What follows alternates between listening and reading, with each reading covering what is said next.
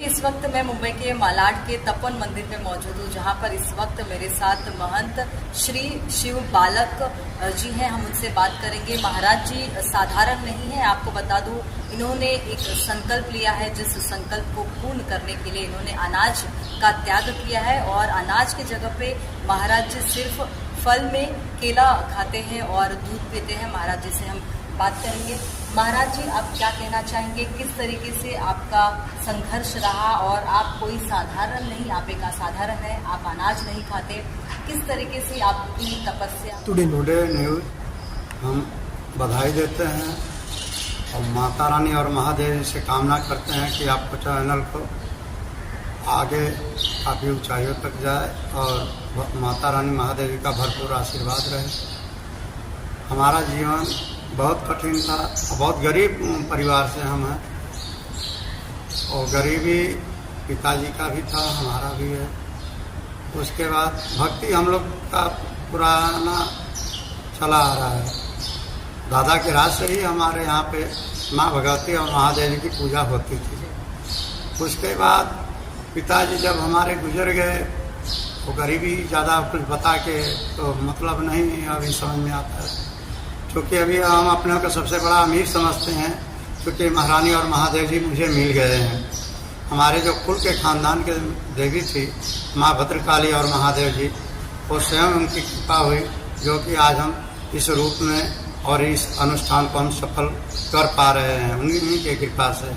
अन्यथा साधारण मनुष्य बगैर महादेव जी के माँ की कृपा से ये भक्ति नहीं हो सकेगी, बहुत कठिन है। मानव जीवन में सबसे कठिन कोई कार्य है तो सबसे कठिन कार्य है भक्ति।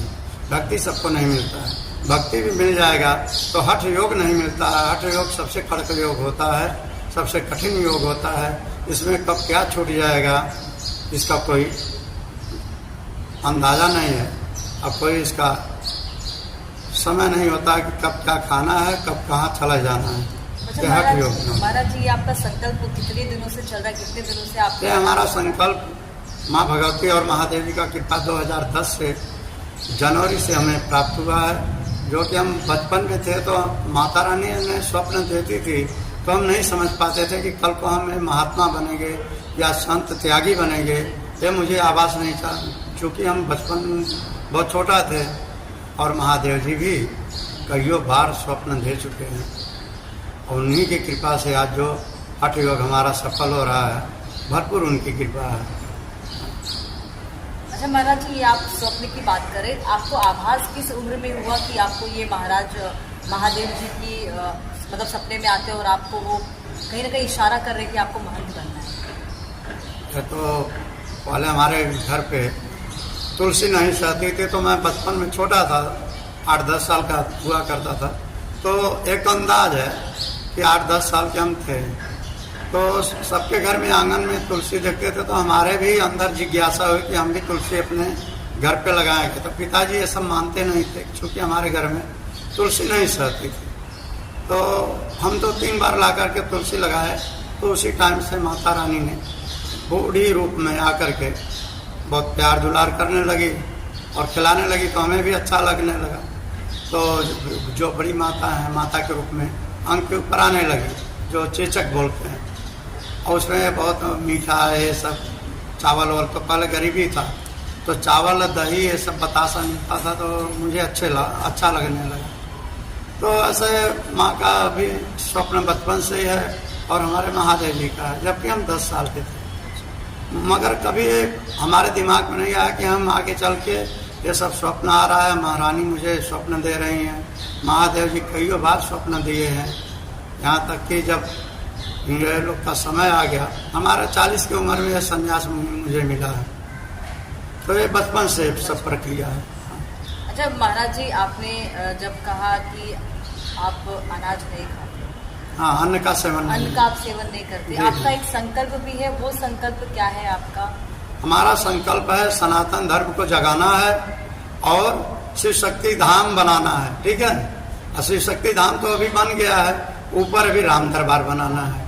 उसके बाद आखिरी इच्छा हमारी है माँ भगवती से, महादेव जी से एक ही वरदान, एक ही आशीर्वाद मांगे हैं, जीते जी समाधि का।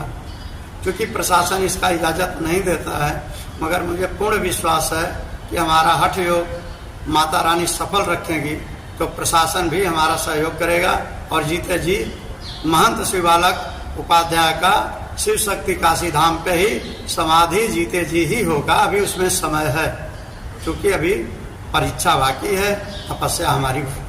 तो महाराज जी, महाकुंभ को लेकर आप क्या कहना चाहेंगे? महाकुंभ के बारे में तो हम ज़्यादा जानकारी नहीं रखते हैं, बस इतनी ही जानकारी रखते हैं कि जितनी भी मतलब बुराइयां हैं और जितना भी दुष्कर्म इंसान किया रहता है, संगम नहाने से, प्रयागराज नहाने से सारी बुराइयां खत्म हो जाती हैं और जीवन भर के जो भी पाप हैं वो धुल जाते हैं और आदमी इंसान जो भी साधु संत हैं अपने मोक्ष के कामना के लिए संगम का स्नान करते हैं। बहुत बहुत धन्यवाद महाराज जी। तो देखा आपने, इस वक्त मेरे साथ महंत श्री शिव बालक जी महाराज जी थे, जिन्होंने किस तरीके से अपनी बातें रखी और ये साधारण नहीं असाधारण है जिस तरीके से उन्होंने संकल्प लिया है कि वाराणसी में मंदिर ऑलमोस्ट बन के तैयार हो चुका है, लोगों के लिए, भगवान की भक्तों के लिए बन के पूरी तरीके से तैयार किया जाएगा। और महाकुंभ की जहाँ तक बात है, ये हमारे हिंदू के लिए एक बहुत बड़ा पर्व है, जहाँ पर लाखों ने करोड़ों